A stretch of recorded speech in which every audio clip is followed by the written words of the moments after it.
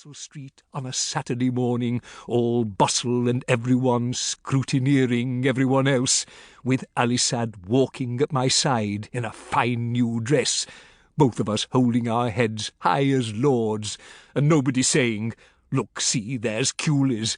Don't you know, they used to be somebody?" Or I dreamed my great-grandfather Juan, who I never met, but who was known as Big Kewley on account of being the only Kewley ever to make money rather than lose it. There he was, clear as day, leaning out of heaven with a telescope and calling out in a voice loud as thunder, "Put a sight on him, Illiam Quillian, my own great-grandson. Now there's a man who can." Then all of a sudden our dreamings were interrupted. Tom Tier was calling down from the masthead, where he was keeping watch. "Sail! Sail on the port bow!" Not that anyone thought much of his shout then. The English Channel is hardly the quietest stretch of ocean, so there seemed nothing too worrying in discovering another ship creeping along. The boys went on scrubbing down the deck, while Chief Mate Brew and myself carried on standing on the quarter-deck, making sure they kept at it. But you should know a little about the Sincerity, as there was a wonder all made of wood if ever there was one. Truly you couldn't imagine a vessel that looked more normal from the outside.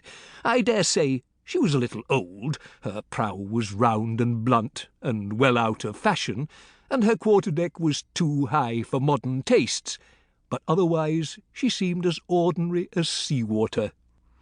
I'll wager you could have spent all day aboard and still been none the wiser.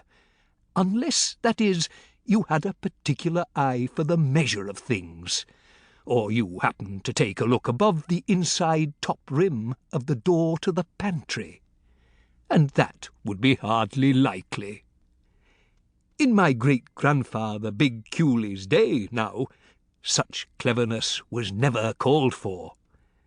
The Isle of Man was still free and independent then, having yet to be bought by interfering English politicians, and as a free and independent land she took it upon herself to have her own free and independent duties on brandy and tobacco and such, meaning she had hardly any at all. Truly, that was the golden age of Man Island. Vessels sailed into her ports direct from every corner of the world, from Europe and Africa, from Indies, west and east. Why, her harbour quays were so piled with barrels and casks that a man could hardly reach his own ship. What's more, every cheap, dutyless drop of spirit or leaf of tobacco was as legal as King George himself. Naturally, it seemed a shame to soft-hearted Manxmen, such as my great-grandfather, to go hogging such plenty all to themselves, when there were poor desperate Englishmen, Irishmen, Scotsmen and Welshmen wailing and moaning at the scandalous cost of their taxed liquor.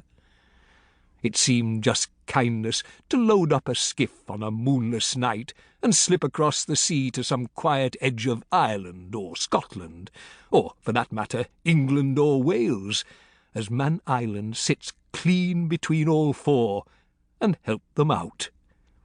Forget all this fashionable talk of free trade, as it's nothing but English mimicking. My great-grandfather was free trading before it was even invented.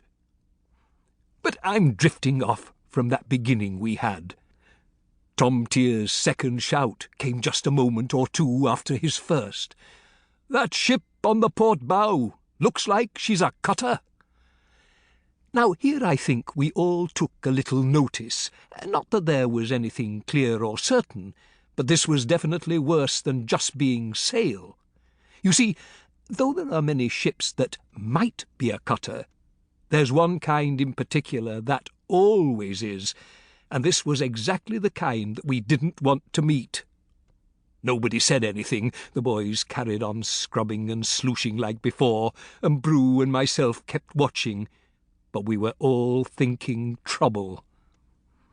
This little jaunt in the Sincerity was taking a chance, I dare say, but still it had seemed worth the